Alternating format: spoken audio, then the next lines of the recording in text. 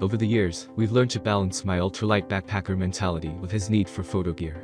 We did this by planning trips better, so he only took the gear that he really needed, and by upgrading to lightweight photo gear. Of these, the most crucial was an ultralight tripod. There are many products available to choose from best lightweight tripods for backpacking, each with different characteristics, benefits, and prices. To help you make an informed decision, I did dynamic research, read tons of reviews of customer, and compiled a list of the best lightweight tripods for backpacking from reputable brands. After much research, I found these products much helpful for people like you. If you want to know about the price and other information, be sure to check my description. So without any further delay, let's jump into the video. Number 1. Siri AM223.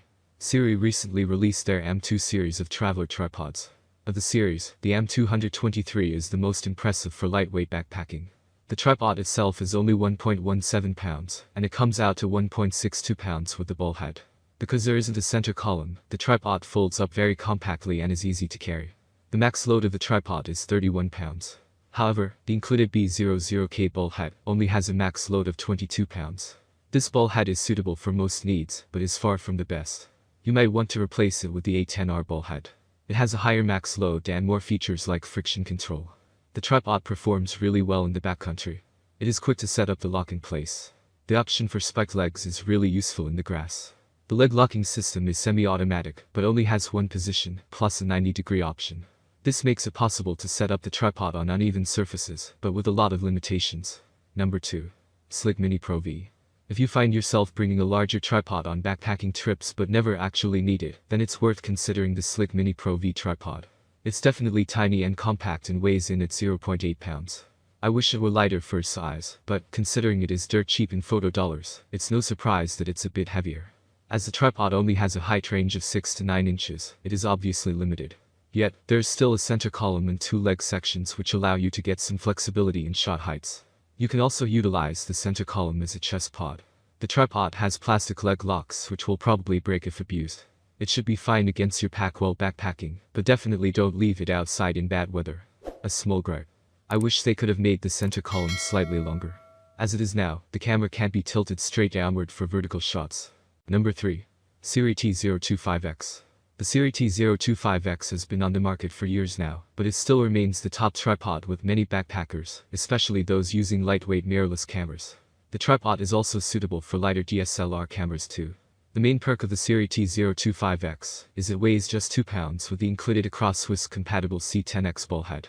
You can even remove the center column to make the tripod even lighter if you don't mind sacrificing 10 inches of height. Even though it's such a lightweight tripod and has 5 leg sections, the T025X is very stable. It is made of 8 layers of carbon fiber. It's great for nightscape shooting and long exposures, even with the wind. Another reason backpackers love this tripod is that it packs up so compactly. The legs flip upwards 180 degrees, so they sit along the main column. To set up the tripod, you extend the legs down, and they automatically lock in place. Number 4. Manfrotto Elements Traveler Large Tripod. If you are only going to buy one tripod for backpacking and don't mind a little bit of extra weight, the Manfrotto Elements Traveler is probably the best choice. The tripod is incredibly versatile in what it can do. Want a tall tripod so you don't destroy your posture? It gets up to 64.5 inches. You can attach the ball head to the top or bottom of the center column, meaning you can mount your camera upside down if you want. You'll be able to get your camera almost exactly at ground level, perfect for macro photography. The overall build of the tripod is very sturdy. The legs lock solidly without any wiggling in the joints.